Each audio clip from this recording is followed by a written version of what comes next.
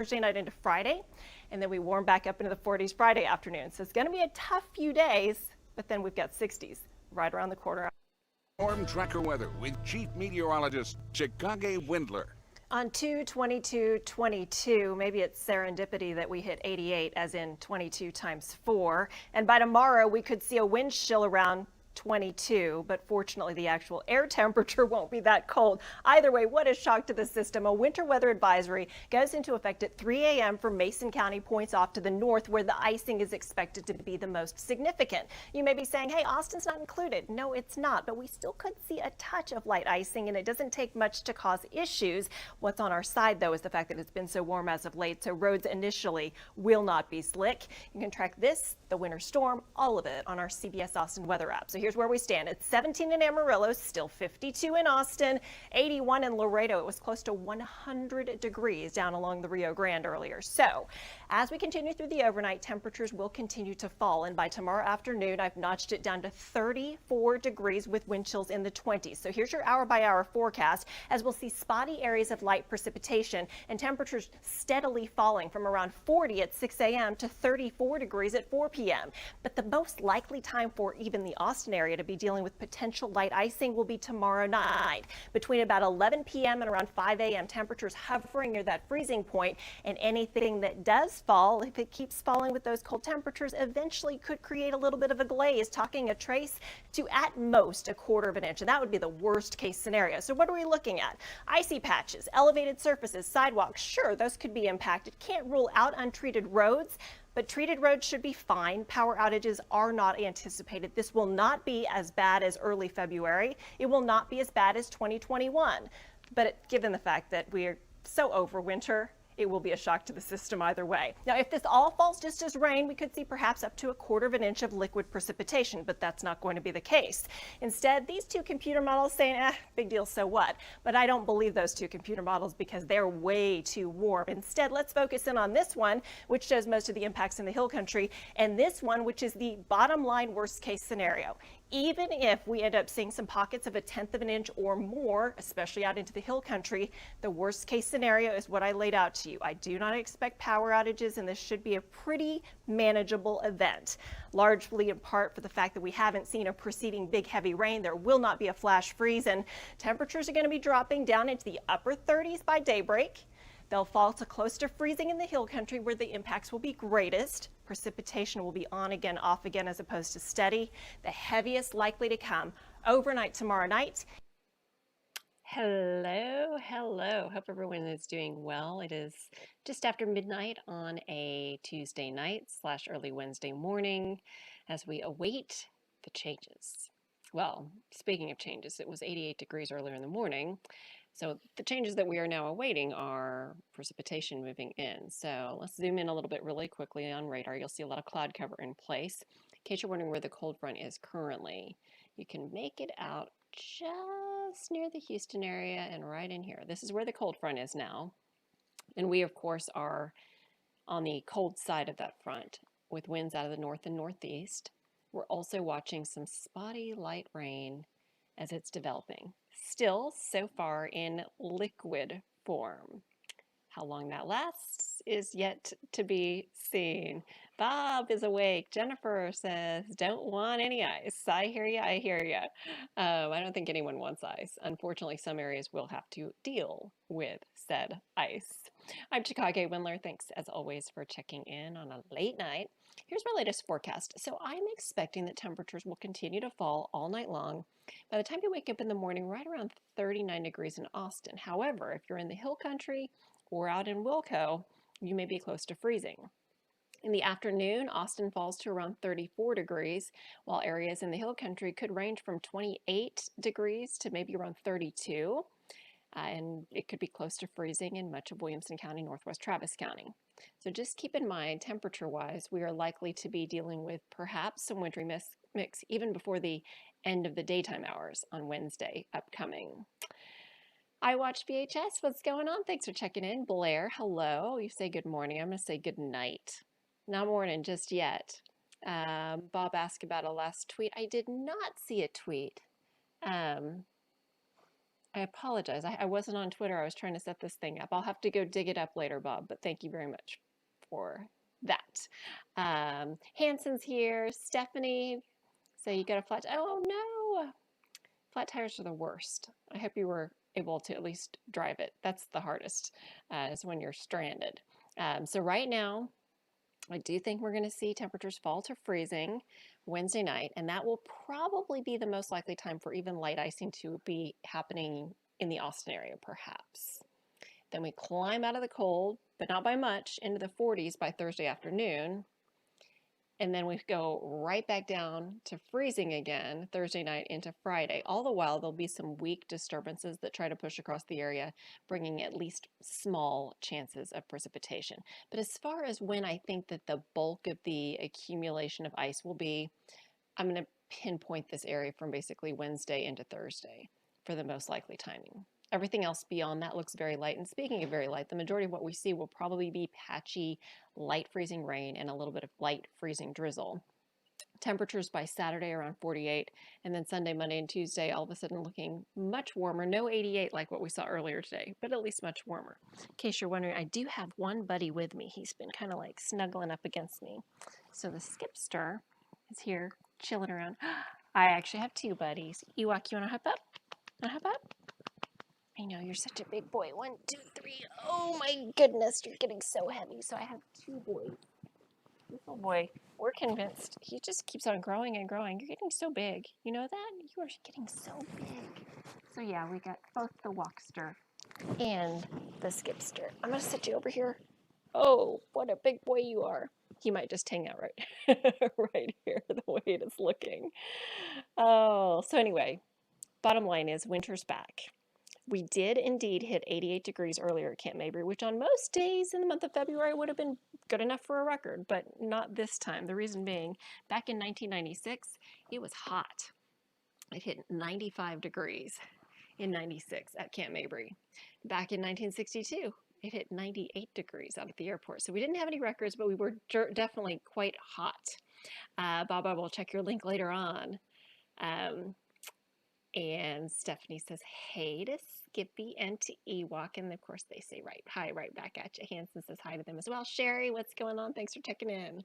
All right, so 80s are a thing of the past. They will not be coming back to visit anytime soon. Allergy Report. Well, unfortunately, cedar count did go up into the high range, and I attribute that to the very windy weather we had yesterday. Yesterday meaning Monday. Mold count in the low range. So, I mean, if there's any saving grace, the drizzle and light shower should knock the cedar count down a little bit. So now the big thing that I'm doing is tracking ice. Dun, dun, dun. But before you get too worried, right now, I'm really anticipating that this will be even less of an ice event than what we saw back on February 3rd. Several reasons for that. Namely, we've had a couple of days of temperatures in the 80s, so anything that initially tries to be wintry is not going to stick because road conditions are going to be so warm initially. That's why after several hours of freezing temperatures, finally the hill country will probably see some impact, mainly to elevated surfaces. The other thing is, remember the last ice storm? We had that heavy rain and the thunderstorms leading up to it. So even though TxDOT went out and pre-treated, a lot of that stuff was kind of washed off the roadways because of the fact that we had such heavy rain. There is no heavy rain. There is no significant moisture leading up to this event. Instead, it's just the weak moisture coming from an upper level disturbance behind the cold front that is going to be responsible for what we see. So for many reasons, I don't think this will be as high an impact as that event was, and that event really wasn't all that bad. And of course, nothing will compare with 2021. Bob, I see your email too. I can't read it, but I see it came through, so just FYI. All right, let's check today's weather number. 88 degrees. I thought it was interesting that it was 2, 22, 22. And if you take 22 plus 22 plus 22 plus 22, you get 88. Coincidence? Maybe not. It was the warmest since October 25th, by the way. Sherry says, maybe the freeze will knock the pollen down. That's what I'm thinking. So thus far, winter weather advisory only in effect for Mason County. I wouldn't be surprised if it is extended through our Hill Country communities and perhaps Williamson and Milam counties, but so far it's just Mason County within the CBS Austin area. But the areas like up toward McCulloch County, Lampasas, San Saba, Bell County, points north toward DFW, all under winter weather advisories as well. Olivia Hay said you were out by Full Creek, 80 degrees at 4:30, then dropped 20 degrees. Yep, when the cold front came through. Talk about a chilly change. Thomas, good evening. How's it going? Bob, Timmy, and Rob. Oh, thanks. I'll look at it. I'll look at it after I finish the chat. How about that? So here's what I'm thinking. Overall, this will be a mainly low impact event, probably more than anything just because I don't think that travel, at least here in the CBS Austin area, will be significantly impacted. There will be the typical icing that happens on railings, on stairs, on your car, on signs, on anything that's elevated. You know, there will be some ice that does accumulate on plants and on trees, but because the amounts of ice are not expected to be anything more than 1/4 of an inch, it's not likely to become a power outage causing or tree damage, you know, tree limbs down, that kind of thing. We just probably will not have enough ice accumulate for any major impacts. So this will likely be an inconvenient storm as opposed to a significant storm, if that makes sense. But at 3 a.m. and then all the way through noon on Thursday, Mason County will be under that winter weather advisory. If I were playing the choose the areas that should be under winter weather advisories game, I would probably go ahead and expand it through like so. I would include these areas as well, just because I think that there could be some minor icing. And even in the Austin area, can't rule out a glaze on elevated surfaces. By the way, at last check, over 25 million people under at least some type of a winter weather advisory. The areas in pink right here, Oklahoma, Arkansas, Missouri, parts of Illinois, and even western Kentucky, Tennessee, under winter storm warnings. That's where there could be power outages and more significant impacts. By the way, you can always track everything on our CBS Austin weather app. Okay, so let's check in and see how we're doing so far temperature-wise. As of midnight, we have fallen to 48 degrees. That will be our high temperature for the entire day on Wednesday, and temperatures will continue to fall. It's been kind of interesting watching the cold front. I think it's actually worked its way a little bit farther to the south, but it barreled into the Austin area around 4 o'clock in the afternoon. And since then, it really hasn't made that much substantial progress, but it will continue to do so. Laredo, by the way, was up in close to 100 degrees earlier today. So the front is dropping south. Behind it, much colder air. You can see Amarillo currently sitting at 13 degrees, which makes me kind of wonder what the wind chill is. So why not? Let's go plot the wind chills and see how those are looking. There are north winds about 10 to 20 miles per hour in some spots. And there you go. Amarillo with a wind chill currently of 6 degrees below zero. Not much of a wind chill in Austin. It's 48, but it feels like 43. So just take 5 degrees away from the actual air temperature. And also have the winds plotted on here, and that's where you can pretty easily delineate where the cold front is as we zoom in a little bit more closely. It has tracked just to the south of San Antonio. So you can basically see right in here is where the cold front is. To the south, it's still warm and muggy. To the north, it is cool and definitely breezy. So what gives? Now we wait on this little upper level disturbance. Speaking of windy, you can see the UT tower bobbing the Hilton cam. 48 degrees, the temperature, a full 40 degrees colder than what it was at 3:15 in the afternoon. And we're going to wait as this upper level disturbance is going to pull through, bring some moisture, and perhaps turn some light rain over to light wintry precipitation. I'm anticipating that we'll go from the 88 that we had in the afternoon today to only 34 degrees by the afternoon on Wednesday. Talk about a chilly change. In terms of actual temperatures, let's go hour by hour. At this point, this is for Austin. If you're north and west, you will be colder, but generally the earliest temperatures will be the warmest temperatures. So 48 technically is our high. We could fall to around 40 by sunrise and then work our way down into the 30s. My inkling is that in the hill country, you'll already see freezing temperatures through much of this time period. Now let's take a look at when Austin is most likely to perhaps see a little bit of this glaze of ice and some icy patches develop. I'm anticipating that we'll probably get down to around freezing from, say, 10 p.m. on Wednesday night through around 4 or 5 a.m. on Thursday morning. And then we slowly start to warm up again. So there could be some light icing on elevated surfaces at that point. So when you put it all together, I do not expect snow, so we can take that off the table. Oops, I was gonna grab an X, but I can't find the X. About a trace to as much as a quarter of an inch of ice, which is not great. Oh, sorry, I'm pushing all the wrong buttons. I need to take the interactivity out of these things, especially if I'm planning on illustrating over these maps. But just in general, if we only see a quarter of an inch or less of ice, then the impacts are not going to be incredible. I think there will be some icy patches that develop, especially on elevated surfaces. As you probably know, bridges and overpasses always freeze first. Untreated roads, question. I mean, it's really warm right now, so initially even the untreated roads will be just fine. But in the hill country, after 8 or 10 hours of freezing temperatures, there probably will be some icy patches. But unlike the last go around where we had the puddles everywhere from the previous heavy rain, in this instance, we won't have that. So it will be more spotty than widespread. I do not at this point think that we're going to have any issues with treated roads because temperatures won't be cold enough to counteract the chemicals that they use in order to treat. And I also don't think that the ice will be heavy enough to cause power outages. We're not looking at power lines coming down. We're not looking at tree branches, substantially crashing down just because the amounts of ice will probably not be substantial enough. Ooh, do you see what I see? I see a little bit of mix trying to develop. Let me zoom in. We'll take a closer look. And there you go. Near San Angelo, we are already starting to see some signs of a bit of mix developing. So there you have it. It is upon us. Okay, so let's say it stays all liquid the whole time. How much liquid could we potentially be dealing with?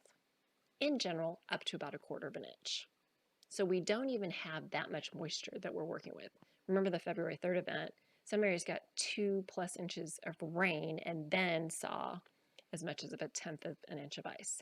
So in this instance, we only have a quarter of an inch of liquid precipitation to start with, and much of it will not be in the form of ice because temperatures, when it's falling, will likely not be below freezing for the entire duration of this. So essentially what we're dealing with is at the surface, there'll be a very thin layer of freezing temperatures. And above the surface, there'll be a big warm layer.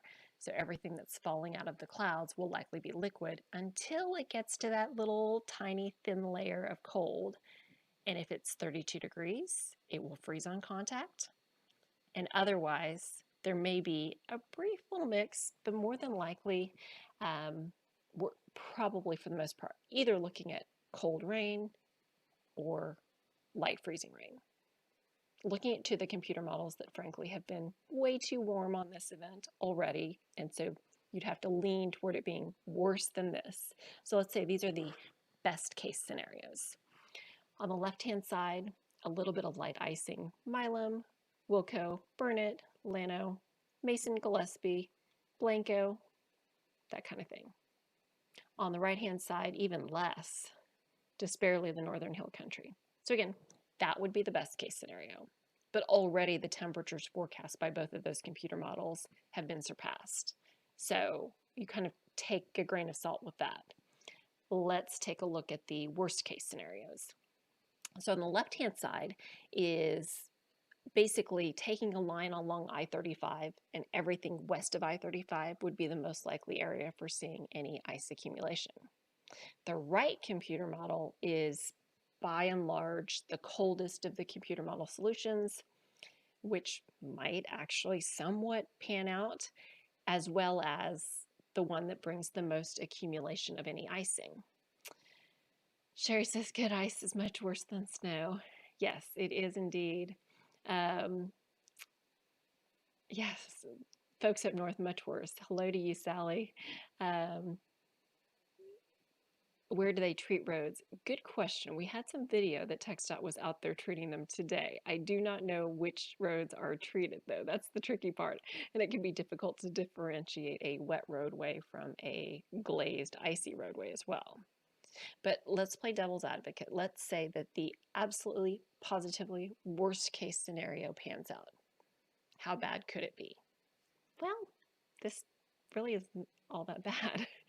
A tenth of an inch of ice, any ice is bad, but a tenth of an inch of ice is not going to be enough to pull those power lines down or to cause substantial tree damage. It'll just be an inconvenient storm.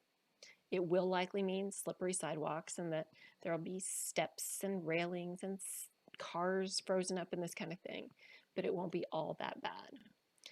Let's say in this area through, the hill country, that might be where we see up to a quarter of an inch of ice accumulation. Maybe some minor travel issues. A few of those bridges and overpasses out there freezing up and causing some icy stretches. But that's probably about the extent of it. I really think we'll be pretty fortunate with this. Let me go ahead and take it past the 8 p.m. hour.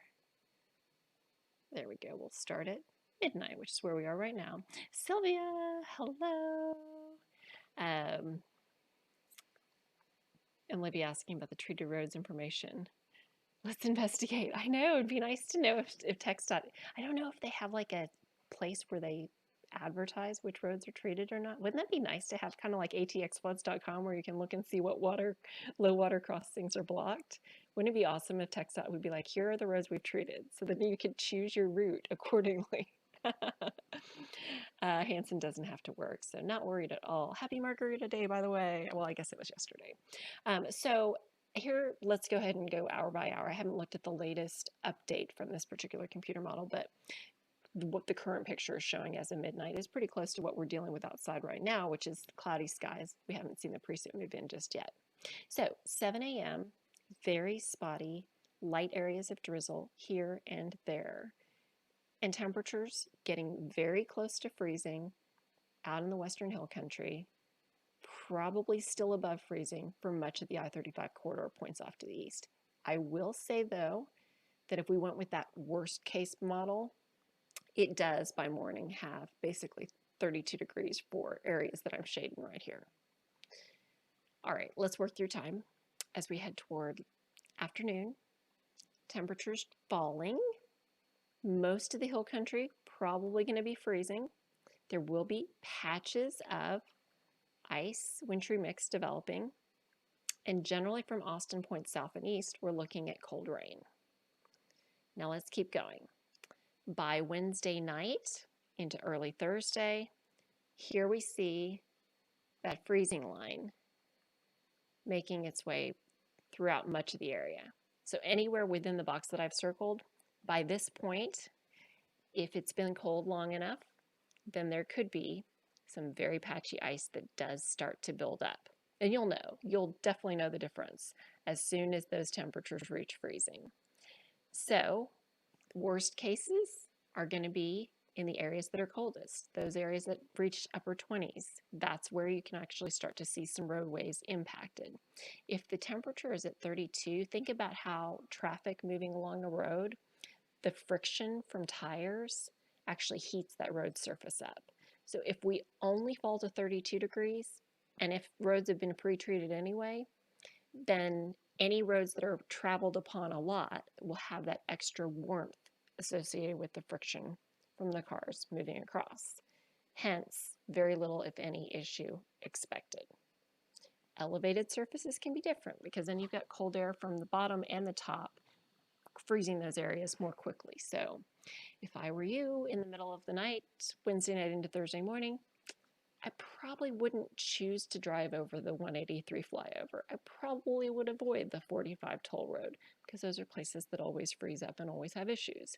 And I do think north would be more of an issue than south. I Watch VHS says, you have a good night. Oh, likewise, say cover the plants tomorrow. Yeah, for once again, it's going to be another one of those people, pets, plants. Not so much pipes. I don't think it'll get cold enough for pipes, but you get the idea. Kevin, hey, how you doing? The boys are doing well. Thank you so much. All right, so then we head toward Thursday morning. And I will tell you, Thursday's forecast is quite interesting. There's one camp that says we barely get into the 40-degree range. There's another camp that says temperatures soar and we might even see 60s. Which one seems more realistic at this point? Probably the colder end of the equation, but it is possible that the front that's down to our south kind of waffles up a little bit, and if that happens, then we could potentially see some significant warming on Thursday. But for now, I'm going to stay the course and say that we only manage 40s for high temperatures as we head through on Thursday. So let's go ahead and advance through time, and as temperatures do start to warm by midday, you can most definitely see that a lot of the mixing, even in the Austin area, turns back over to cold rain. So less mix, less impact, slightly warmer temperatures. And so here are your afternoon temperatures on Thursday. Even in the hill country, above freezing, and everything basically cold rain. Then things are complicated yet again. Some computer models shove most of the precipitation to our south Thursday night into Friday morning, in which case it gets colder, but it's mainly dry. Others keep a slug of moisture over us still, so we still have potential for some more impacts as we head through Thursday night into Friday. Although I like the idea that we could potentially see just cold clear, at least for a bit.